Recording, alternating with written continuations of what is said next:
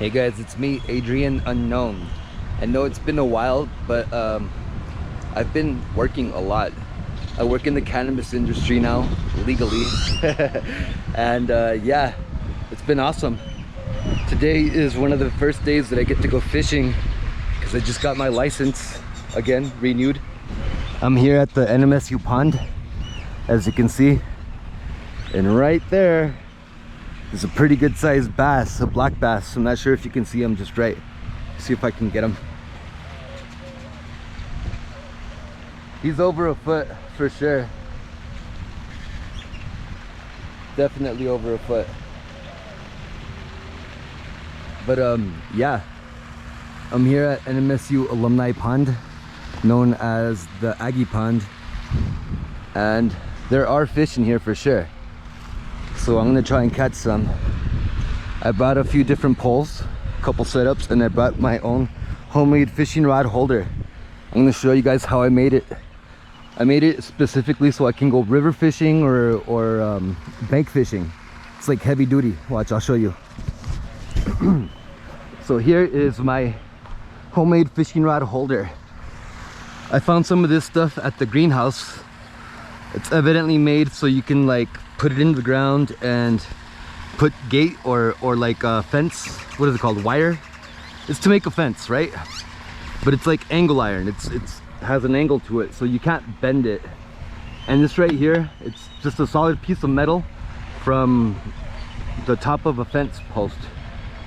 And this right here, it's fiber tape. So this tape is pretty much just packing tape, but each one of these fibers is fiberglass. So I wrapped it like hundreds of times. This is not going to go anywhere.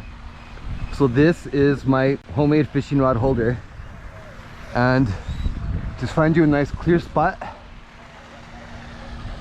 angle it the way that you want. In this case, I want it to go out this way a little bit, so go ahead and bury it in the ground like this.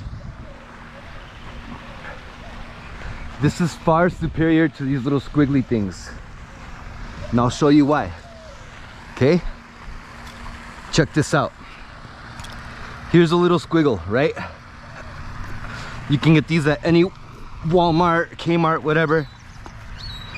Sometimes they don't work for these big rods, and you can see there's a lot of flex in it, like too much flex. Okay, my version takes care of all the flex, and it'll allow you to just leave the rod unattended and go do something else.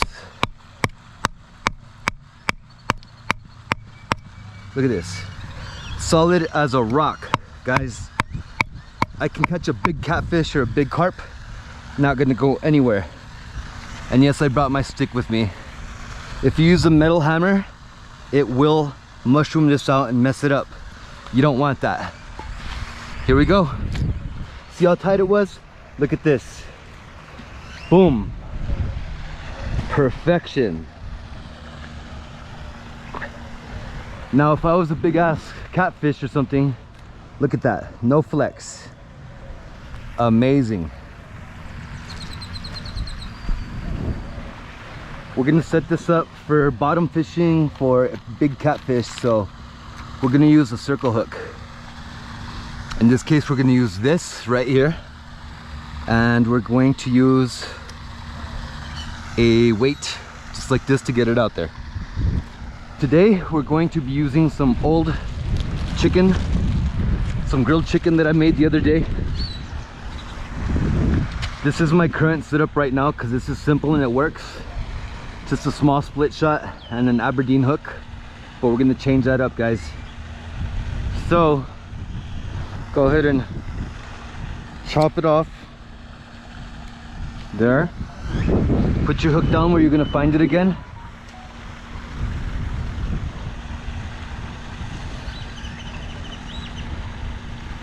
This is the way that it's going to work today.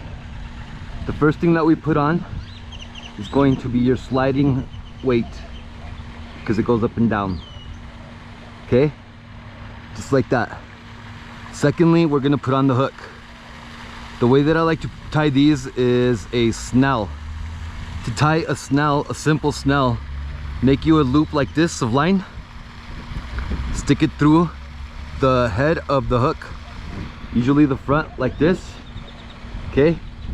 Then you're gonna have a loop of line, just like this. Put your finger through it, and then just hold the loop open right here at the bottom of the hook. With your loose piece of line, go ahead and wrap that around the shank of your hook. Multiple times. Over 10, okay?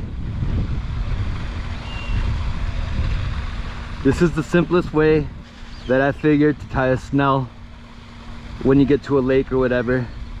Just make a bunch of loops like this. Start off just like I taught you. When you have enough loops going around the shank, you're gonna have a piece of string just like this. Put that string through the loop, okay, that you made it initially, just like this, okay? Grab that all together and start pulling on this line right here, and it's gonna start stacking those knots. As you can see, it made a beautiful snell just like that, and that's not gonna go anywhere. This is catfish proof, carp proof. It's proofed, okay? Definitely not gonna do anything I don't want it to do. And like I said, it is a circle hook, so it'll slide like this. This is how you want it to be. Go ahead and cut you off the end of your line, and that's all it is. That's all there's to it. I dropped my split shot, but if you want some line between the hook and the weight itself, go ahead and grab you the split shot, put it on there, go around the backside and the front, backside and the front, and then lock it into place by just biting the end of it. And this will make it like a bobber stop, like a bead stop, okay? Simple as that, guys. Next, this is what I usually fish in the river with, okay? Just like that. That's my setup. Here I've got some chicken that's already been grilled and chunked. Very, very delicious. It was earlier when I ate it, so I'm sure any kind of catfish would love it too. Go ahead and grab you the bait and grab you right in the middle, just like this, okay?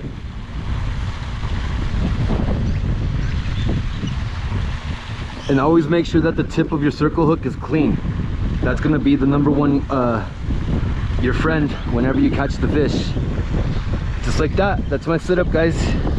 Here is my rod holder. I'm using a Berkeley Fusion rod, medium heavy, with a Shakespeare reel and 30-pound line. Just gonna chuck it out there toward the... That's perfect right there. Go ahead and let it sink. Put it down in the rod holder just like this. Come over to the box and grab you a bell. Should have a few bells in here. Yeah, there's one. The way that you attach the bell is like this, okay? There's the top of here, and then there's this like little elbow part. Make sure that you grab it between the elbow and here. That way it doesn't pinch your line and get caught up, okay? This is the correct way to attach a bell. After you know that it sank all the way down, go ahead and pull out the slack.